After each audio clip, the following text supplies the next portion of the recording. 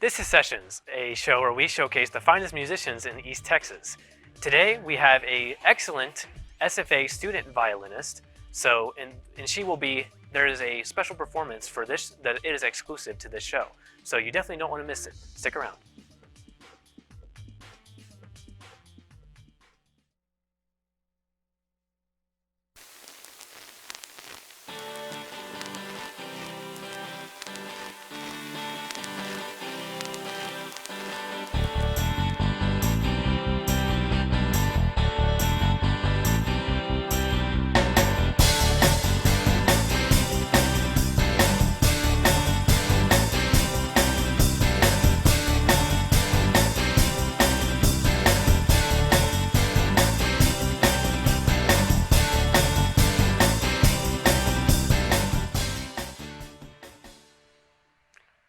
Welcome to the show.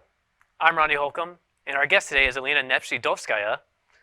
Alina has been playing the violin for 18 years, and she recently just moved to the US from Russia 4 years ago.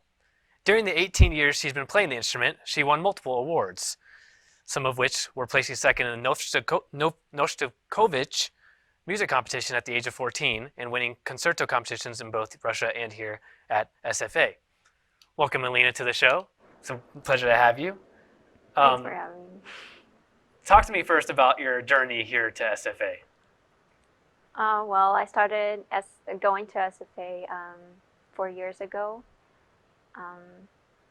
Didn't really. That was actually the only school choice for me because I wasn't looking for schools here. I mean, in America in general, because my English knowledge was like zero, and the only reason I went to SFA was because of the connections, like through my parents, my pastor, and basically it was just like a family who took care of me my freshman year, and I lived with them. Um, why did you need to move to the USA in the first place? Um, Thanks to my dad, he always wanted to move here because he saw this country as a country of opportunities. There's it's easy to get a job here and education. So he's been planning on moving here for about 20 years. And 4 years ago, he actually made it happen. So, what would you say are the main cultural differences between the U.S. and Russia, and have they been hard to get along with? The most, um, like the biggest thing for me personally was the cultural shock, I guess. I remember my head being hurting, not just because I tried to translate all the words, but also I had to smile all the time Yeah. because that's a part of the American culture. So I would just come home and just be like, oh, Yeah. I can't do this anymore. So yeah, Americans are very friendly and smile a lot. So like if you go to Russia, that's not a thing there. They would just think you're crazy if you smile at a stranger on the street. So. Did you? So you said you were learning. Your English level was zero by the time you got here. I'm curious. Did you have to take like English classes in college, or did they just let you like come here with your English? Um, I literally had, so I moved here in May 2016, and I had about like 3 months to get ready for the school, and it was past the applying date, whatever, but they still let me go to school anyways. So I did have a Russian teacher here, surprisingly. She spoke English too, and she taught me some cultural things as well, along with English language. So I learned a lot from her, and yeah. Talk to me about being like your first introduction to the violin and why you chose that as your main instrument. I don't remember that too well because I was so little. I was like 5 years old. But from what my parents told me, I started playing piano first, just by ears. And then one day my mom introduced me to violin. She asked me if I wanted to go to music school and play violin. And I was so excited. And I said, yes, of course, I want to try. And then they bought me the smallest violin in the world. It was just like 1/18th or whatever the size it was. It's like this small. Was it? Did you have a hard time like learning, or was it challenging, or did you get the pick up on it like a pro? Well, again, I don't remember that Yeah, yeah. too well, but I think I picked it up pretty fast. It helps that, especially if you're so young, it just, you pick it up faster, I think. Were there any people that played the violin that you like looked up to, or that you enjoyed watching, or that inspired you? Yeah, actually, one of my favorite violinists that I look up to is, I think he's also Russian. His name is Maxim Vengerov. And he actually inspired me to play the piece that we're going to watch later today. I remember listening to his recording, watching him playing on YouTube, and kind of predicting that someday in the future I'll play it too, and it will be great. And here I am, just Yeah. playing this piece too. So it's kind of gone like full circle, you know, Yeah. because you were watching this guy do his thing when you were little, kind of thinking about what you could be in the future, and then here you are now being interviewed about that same piece. Yeah, And yeah, there's because he someone- was interviewed as well about There's probably this some piece. little girl, you know, going to watch this and be like I want to be like her, you know. Maybe. Maybe I you'll be wish. able to find out about it, hopefully, if Yeah. that ever comes true.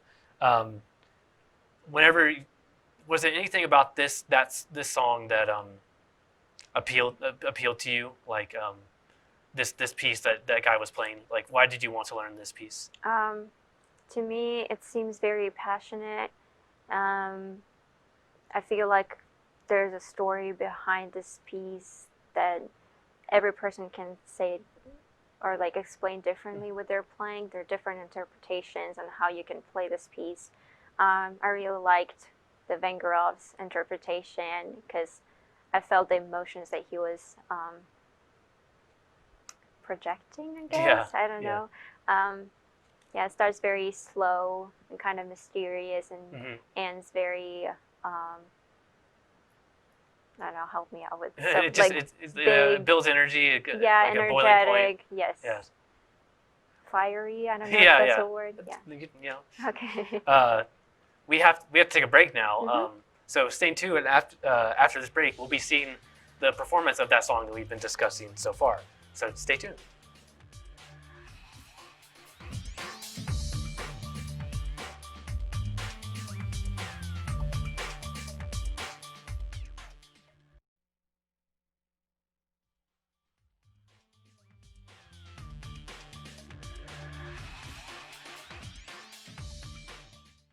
Welcome back to Sessions. Up next is a performance by our guest Alina. This is Sonata Number 3 Ballad, composed by Izai. So go ahead and enjoy it.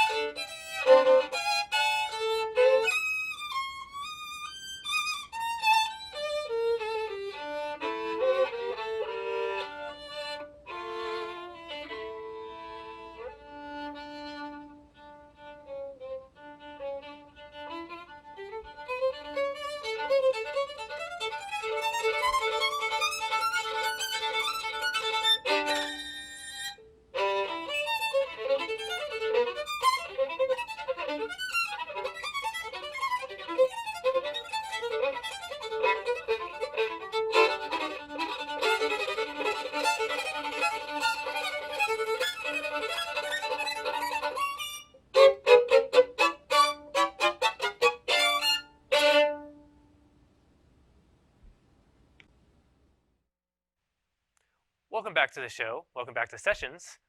We still have Alina here with us. And Alina, tell me about that specific piece. Like, first of all, how long did it take you to learn that? Took me about a year to learn it. Well, I heard it first, and I really liked it, the recording of it. So I asked my teacher if I could actually learn it and practice it, and then perform it eventually. So it's been a year now. Yeah. Who wrote it? So his name is Eugene Izai. He lived in like late 19th, early 20th centuries, and he's a Belgian composer and slash violinist. So, yeah. Why did you? You kind of explained a little bit, but was there anything about this piece that really appealed to you specifically? Like, was it a technical challenge? Was it like the aesthetics of it? Yeah, well, one of the reasons is, yeah, like it's very challenging. I don't know if that's a word, Challenging, but yeah, the technique is very hard. There's a lot of like double steps. I don't know if you know what it is. It's basically like playing two notes at the same time, like chords and all this stuff, like arpeggio, a lot of runs, and it's very technical. So, yeah. Would you say this has been your most challenging piece to perform? I mean, to learn so far, or was there one that was more? I would say one of the most challenging. I'd say it's the most challenging one. Can you talk to me about like the feeling, like whenever you're playing this piece? Does it like get you in a? Does it hit you while you're playing it? Do you like a lot of times, like with that song, it sounds kind of spooky a little bit. So does it make you feel anything like during the performance, or you just focus on? I mean, sometimes it's interesting. Sometimes you just so in the moment you forget about everything, but then you remember about this challenging spot, and you're just like freaking out because it's so hard to play. But I feel very passionate about this piece because it starts kind of slow and mysterious, and then it ends very. I'm so bad with adjectives, but like big, loud, fire-like. I think you call it. Is that like a crescendo? Crescendo. That's a technical word. It's a term for making it louder. So yeah. Well, we have to go to another break, so keep it right here. We'll be right back with Alina.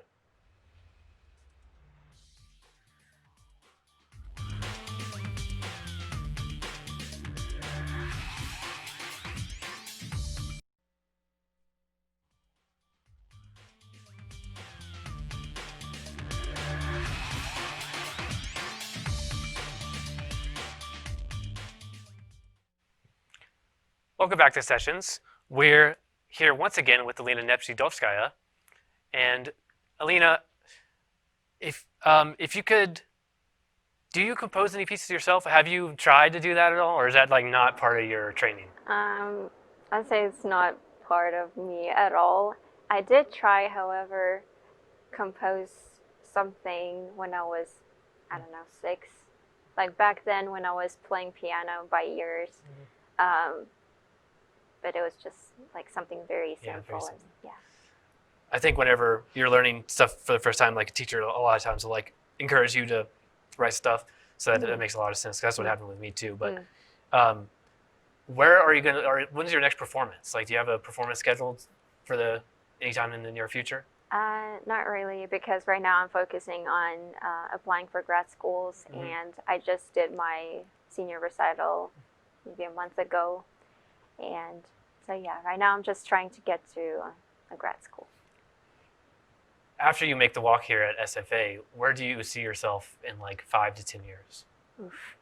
Well, first of all, I want to get my master's in violin performance as well, and just go in addition to different orchestras, hopefully some famous good ones, and actually start making money.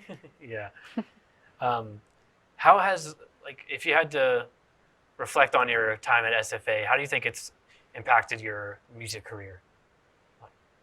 Um, like, how did it help me with? Yeah, like, what are some of the things that you think that you got from SFA? Like, some of the main, like, lessons or main skills that you learned at SFA besides just, being better at violin, I guess. Well, I got a lot of connections. I met a lot of people. Um,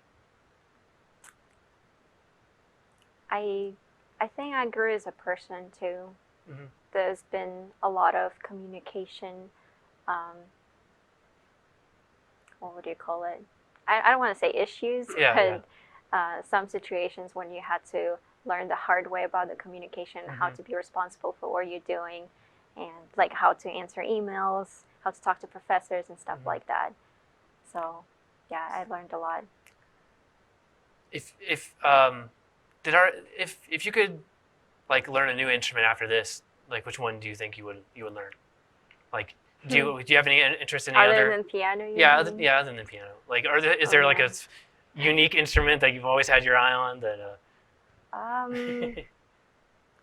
I did want to try cello because I just like the tone of it. Or maybe learn how to sing. I also consider it as an like instrument, like sing professionally. Kind of. So you said you're going for your master's. Do you plan on staying here for master's, or do you have anywhere in mind that you're going after this? Yeah, I have a few schools in mind. 3 of them are in Texas. The one in Florida, that's where my family lives. So we'll see where I'll get accepted. What schools are you considering? Florida State, that's in Florida, obviously, and then the Texas ones is North Texas UNT. UNT, yeah. UNT, SMU, and Rice University. Okay. Do you feel like you're ready to like move on to the next chapter of your life? Because I know that like being here for 4 years and doing all this stuff, this is your last semester. I see that that's probably a big deal. So how are you dealing with that like internally? Oh, I'm so ready to graduate. It's been a long journey, and hopefully I'll pass all my classes this time, and I'll actually go and do my master's somewhere else. Because actually, back in Russia, I was a junior already. And when I moved here, all my hours didn't transfer. So I had to start as a freshman, and it was very sad. But now I'm here on my finish line. Well, hopefully I'll graduate too. Well, I mean, it's not really, it's a finish line for one thing, but you're starting something new. So does it feel good to start something new, or is it scary? How do you feel about going farther than this? Because I would assume that the work is going to change a lot. Like the schoolwork that you're doing for your master's is going to be a lot different than what you did for your bachelor's. So how are you dealing with that? Or do you feel like you're prepared? Yeah, I feel like I am prepared, and I'm very excited. Excited not to take core classes too, like political science and biology and stuff like that. Something that doesn't really apply for me as a musician. Like, I'm excited to learn more about music and someday share it with other people. If you had your dream job, like if you could picture yourself in a perfect situation, like what would you be doing with your violin? Like, where would you be playing it? Well, ideally, it would be some great either European or American orchestra, and just touring with that orchestra and just playing with them, enjoying the music. Maybe sometimes if people would request, like I would play some solo stuff with orchestra too. It's been great to have you on the show, and but before we let you go, do you have any social media that people can follow you on? Yeah, I have Instagram. I don't know if is it something that you can just say, or is it? Like, is it easy to say, or does it have like a bunch of numbers? I honestly don't remember. I need to look it up, but yeah. So it's I don't know if there's a way to Yeah, share yeah. it like later. Or So you just have Instagram. That's your main way of. Yeah. I don't know if people could spell my last name, but it's literally just my first and last. Okay. Yeah. Well, thank you for coming on the show. It's been a pleasure talking to you. Yeah, no problem. Thank you for tuning in to this episode of Sessions. I'm Ronnie Holcomb. For more on this show and others, check us out on YouTube at Jack TV SFA. And I'll see you next time.